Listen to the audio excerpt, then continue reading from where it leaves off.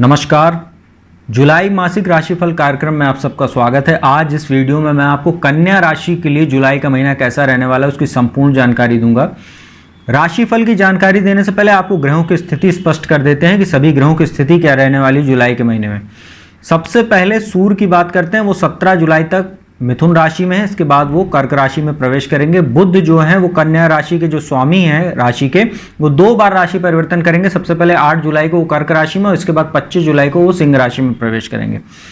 मंगल 1 जुलाई को ही सिंह राशि में आ जाएंगे और शुक्र 7 जुलाई को सिंह राशि में आएंगे। बृहस्पति राहु युति बनाकर मेष राशि में गोचर करेंगे पूरे महीने। केतु तुला राशि में रहेंगे और शनि स्वराशि कुंभ में पूरे महीने वक्री अवस्था में गोचर कर रहे हैं। यह थी ग्रहों की स्थिति।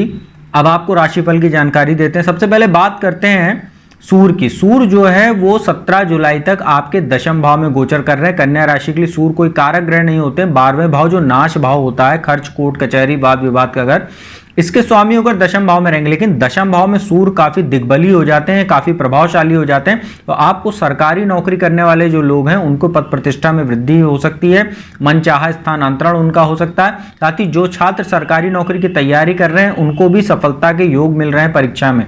खास तौर पर यहाँ पर 8 जुलाई तक बुध जब तक बैठे हैं सूर्य के साथ, तो सूर्य और बुध का बुधादित्य राजयोग तो बना ही हुआ है। साथ ही लग्नेश और दशमेश होकर मिथुन राशि जो स्वराशि बुध की, उसमें दशम भाव में केंद्र स्थान में बुध के गोचर से भद्र महापुरुष राजयोग बना हुआ है।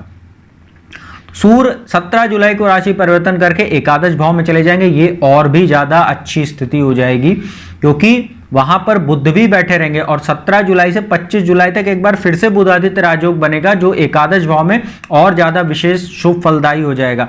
तो यदि आप राजनीति से जुड़े हैं, सरकारी नौकरी की तैयारी कर रहे हैं, साथ ही आप यदि ज्योतिष का काम करते हैं, कंसल्टेंसी का काम करते हैं, CS की तैयारी कर रहे हैं, वाणी संबंधित कोई भी काम करते हैं, एडवाइजर हैं, सलाहकार हैं, या आप जर्नलिज्म मीडिया से जुड़े हुए हैं, स्क्रिप्ट राइटिंग वगैरह का काम करते हैं, बहुत ही अच्छा समय रहने वाला है। साथ ही शिक्षा और संतान में भी आपको सफलता दिलाएगा ये सूर्य बुध का राजयोग 17 जुलाई से 25 जुलाई से, क्योंकि दोनों की दृष्टि पंचम भाव पर रहेगी, शिक्षा संतान के घर पे, और आपकी आमदनी में भी वृद्धि कराने वाला रहेगा ये योग। इसके बाद सूर्य तो यहाँ पूरे महीने बैठ के आपके नाम यश आय में वृद्धि कराते रहेंगे, इसमें आपको कोई दो राय नहीं है। बुध की बात कर लेते हैं। बुध आपके राशि के स्वामी हैं और वो 8 जुलाई को एकादश भाव में चले जाएंगे।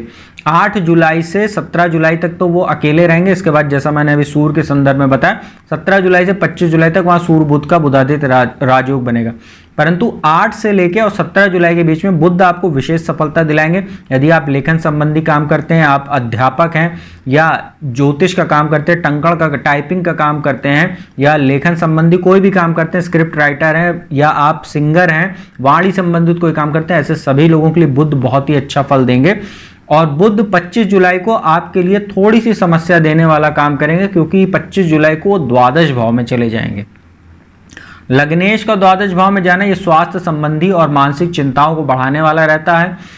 खास तौर पे यहाँ पर आपको स्किन डिजीज वगैरह भी देंगे। साथ ही आपको मानसिक चिंताएं हो सकती हैं, आपका खर्च बुध बढ़ाएंगे। बेवजह की यात्राओं को करने से आपका स्वास्थ्य प्रभावित होगा। साथ ही आपके शत्रुओं में भी वृद्धि ये बुध कराएगा और वाणी संबंधित आपको कुछ समस्या हो सकती है जिसकी वजह से शत्रुओं में वृद्धि होगी, क्योंकि बुध की सप्तम दृष्टि 6ठे भाव पर रहेगी, रोग ऋण और शत्रुओं पर। साथ ही ये मामा ननिहाल पक्ष से भी संबंधों को प्रभावित करेगा। इसके बाद मंगल की बात करते हैं। मंगल तो कतई योग कारक नहीं होते हैं, आपके लिए 2 मारक स्थान के स्वामी होते हैं कन्या राशि में। एक तो अष्टम भाव के स्वामी होते हैं, साथ ही अष्टम से अष्टम जो तीसरा भाव होता है, दोनों भाव के स्वामी होकर 1 जुलाई को ही द्वादश भाव नाश भाव में आ जाएंगे। और द्वादश भाव में मंगल का गोचर बेहद सतर्क होने की आवश्यकता आपको रहेगी। सबसे पहले तो दुर्घटना के योग बनाएगा ये, और सबसे खतरनाक स्थिति उसमें ये रहेगी कि 6ठे भाव में जो शनि वक्री अवस्था में गोचर कर रहे हैं, शनि मंगल का 1 जुलाई से ही पूरे महीने आपका दृष्टि संबंध बन जाएगा, जो आपके लिए शत्रुओं में वृद्धि कराने वाला रहेगा, आपके मान सम्मान को प्रभावित करेगा। जबरदस्त आपके कहीं वाद विवाद हो सकते हैं, घर में कलह की स्थिति उत्पन्न हो सकती है, वैवाहिक जीवन में समस्याएं मंगल देगा क्योंकि मांगलिक दोष भी बनाएगा द्वादश में बैठ के। बेवजह की यात्राओं से आपका खर्च बढ़ेगा जो मानसिक तनाव देने का काम करेगा। अनिद्रा की शिकायत होगी आपको, आंखों में भी ये मंगल आपको समस्या दे सकता है, इस बात का आपको ध्यान रखने की आवश्यकता है।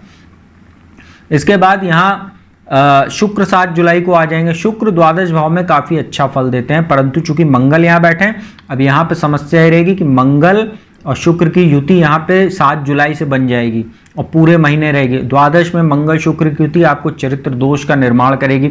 बेवजह के आपके एक्स्ट्रा मैरिटल अफेयर वगैरह हो सकते हैं यदि आप विवाहित हैं, और यदि आप विवाहित हैं तो आपको चरित्र दोष की समस्या होगी। आप जैसे मादक पदार्थ, सिगरेट, शराब आदि के सेवन में लिप्त हो सकते हैं, ब्लैकमेलिंग के शिकार हो सकते हैं किसी महिला के द्वारा।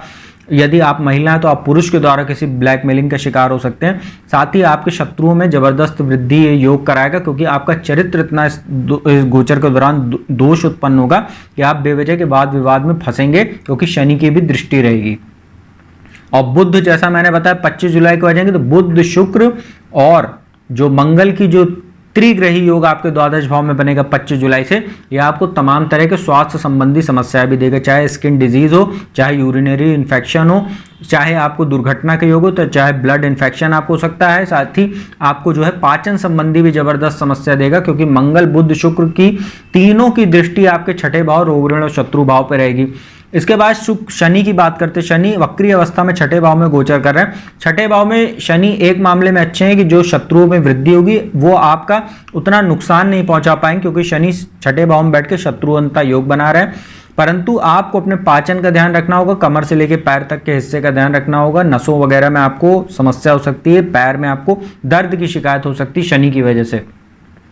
साथ ही शनि की भी द्वादश भाव पर दृष्टि, तो कोर्ट कचहरी जुड़ा कोई आपका मामला चल रहा है पहले से, उसमें ये शनि विलंब कराने का काम करेगा। साथ ही आपको किसी नए वाद विवाद में भी फंसने से बचना चाहिए, किसी दूसरे के मामले में हस्तक्षेप ना करें, अन्यथा आप किसी दूसरे की वजह से कानूनी मामले में फंस सकते हैं, इसका आप ध्यान रखिएगा। इसके बाद बृहस्पति राहु की बात करते हैं। बृहस्पति राहु आपके लिए जबरदस्त स्वास्थ्य संबंधी समस्याओं को पैदा किए हुए हैं। अष्टम भाव में गोचर कर रहे हैं चांडाल दोष बना के। हालांकि अब चांडाल दोष खत्म हो चुका है, क्योंकि बृहस्पति भरणी नक्षत्र जो शुक्र का नक्षत्र है उसमें 21 जून को प्रवेश कर चुके हैं। अश्विनी नक्षत्र राहु के नक्षत्र से निकल चुके हैं और बृहस्पति अब आगे जा रहे हैं डिग्री वाइज, और जो राहु हैं वो मीन राशि की ओर अग्रसर हैं, वो उल्टे चल रहे हैं। तो बृहस्पति राहु का चांडाल दोष तो खत्म हो चुका है, लेकिन चूंकि साथ में बैठे हैं, बृहस्पति की जहां जहां दृष्टि पड़ेगी अमृत दृष्टि, वहां पर राहु की पापी दृष्टि भी पड़ेगी। साथ ही शनि की तीसरी और नीच दृष्टि भी रहेगी, और केतु की भी दृष्टि है बृहस्पति राहु पे। अष्टम भाव में बृहस्पति राहु बैठे, आपको अनर्गल खर्चे, अनर्गल समस्याएं, अनअपेक्षित खर्चे आपके सामने आ सकते हैं। परिवार में स्वास्थ्य प्रभावित हो सकता है किसी का, जिससे आपका खर्च बढ़ेगा। इसके बाद बृहस्पति राहु अष्टम भाव में बैठे, आपके पाचन संबंधी आपको समस्या तो दे ही रहे हैं, साथ ही आपको कुछ अज्ञात भय की भी समस्या रहेगी, क्योंकि अष्टम में राहु जब बैठते हैं तो अज्ञात भय देते हैं। हालांकि कन्या राशि वाले जो भी जातक रिसर्च से जुड़े हुए हैं, ज्योतिष, तंत्र मंत्र, गुप्त विद्या, इन सब चीजों से जुड़े हुए हैं, उनके लिए जरूर ये राहु बृहस्पति की युति अष्टम भाव में काफी लाभदायक सिद्ध होगी, क्योंकि शनि की तीसरी दृष्टि भी अष्टम भाव पर, और शनि तंत्र मंत्र ज्योतिष के कारक ग्रह हैं, राहु उनकी छाया है, और बृहस्पति आप जानते ही हैं ज्ञान के कारक ग्रह। तो इन क्षेत्रों में जो तंत्र मंत्र, ज्योतिष, गुप्त विद्या, रिसर्च, शोध से जुड़े जो भी छात्र हैं, उनके लिए यह समय काल विशेष रह सकता है। कुछ नई नई उपलब्धियां, कुछ नई नई खोज आप कर सकते हैं इन क्षेत्रों में। तो मित्रों, ये जो ग्रह गोचर की स्थिति है, कन्या राशि वालों के लिए यदि पूरा ओवरऑल महीना निष्कर्ष निकाला जाए तो स्वास्थ्य के लिहाज से बिल्कुल अच्छा नहीं कह सकते हैं। खर्चों में जबरदस्त बढ़ोतरी रहेगी।